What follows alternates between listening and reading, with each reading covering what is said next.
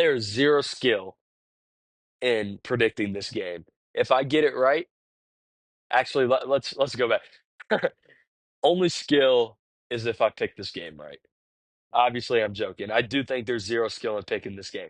Texas Tech goes into Utah. Who's got it? Who's going to win? Kyle Whittingham's going to ride his motorcycle to the game. Is that going to give him points on the field or just oral points? I guess we'll find out. Let's talk a little bit about this Texas Tech defense, man.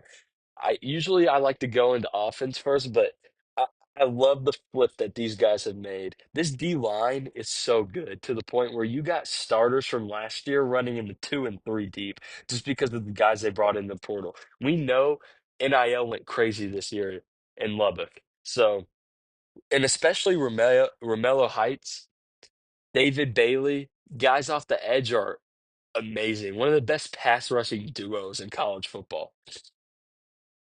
The secondary, though.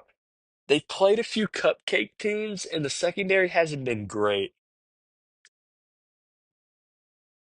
I I I hesitate to say I'm worried about it because I'm not. It's just something that I'm a little uneasy about because Devon Dampier will take advantage of it because he's a great athlete. He's a great quarterback. This run defense is really good.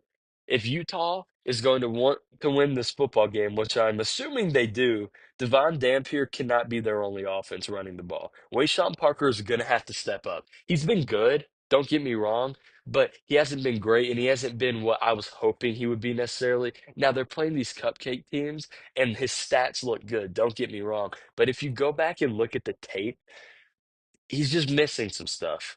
That's all it is. He's missing some stuff that can get cleaned up in the film room. That's why I'm not too extremely worried about it. But he's going to have to take some pressure off Devon Dampier because we've seen a million times that quarterback running the ball is good for your offense, but it can't be your main source of rushing in a football game. Speaking of Utah's offense, let's get some receivers to step up. I really want to see Ryan Davis really come to into his own. Buff dude, that's a big football player. That's a big receiver. He should have a good game and he should break out. Devon Dampier is going to need him. And that offensive line for Utah is always good. Utah's never not going to have an offensive line, except for last year. I mean, that's a one-off year. Okay, let's talk a little bit about Texas offense against Utah's defense. Utah's defense, sorry for the yawn there. Utah's defense is really good against the rush, but elite against the pass. John Henry Daly is an elite. He's an elite guy coming off the edge. Like when I tell you, I think the dude has 5 sacks already this year. He's gonna wreak hell for Texas off or Texas Tech offensive line, and they do have a good offensive line, but that's some havoc coming at you, man. I already talked about in the Boobie poll. Baron Morton, I mean, 70.4% completion, 923 yards, 11 to 1 touchdown to interception ratio. That's tied for the best in college football. Dude's taking care of the ball. Terrence Carter at tight end, 10 receptions, 194 yards, and 3 touchdowns. That's very complimentary to the receiving crew. Because listen to my boy Coy Eakin. 12 receptions, 245 yards, and 3 touchdowns. Dude's balling out right now. And this this is something that I see with Texas Tech, and I also see with Indiana and Indiana. We're gonna pick the Indiana Illinois game later in the show. Cameron Dickey, JaCoy Williams, and Adam Hill, a trio of running backs that all get good carries, they all get good playing time, and they all get good yards. They're all three of them are really good. That's tough, man. When you're just getting bodies thrown at you, especially in the fourth quarter at running back. It's like, think about Derrick Henry. Every time you run up on Derrick Henry throughout the game is another play. As another play goes on, the less you want to hit him. Well, these guys are fresh, so the less you're going to want to hit them as the play goes or as the game goes on.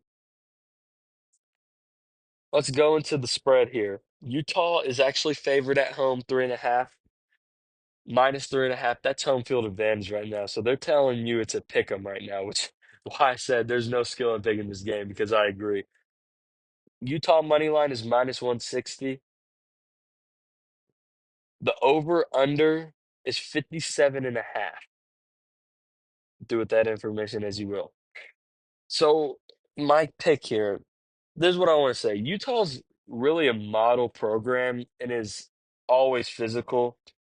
Devon Dampier is a stud, man, but I flip-flopped on this game a lot, but I'm gonna roll the dice and I'm gonna take Texas Tech and their talent, man. That talent roster is unbeknownst to the Big 12 in recent years.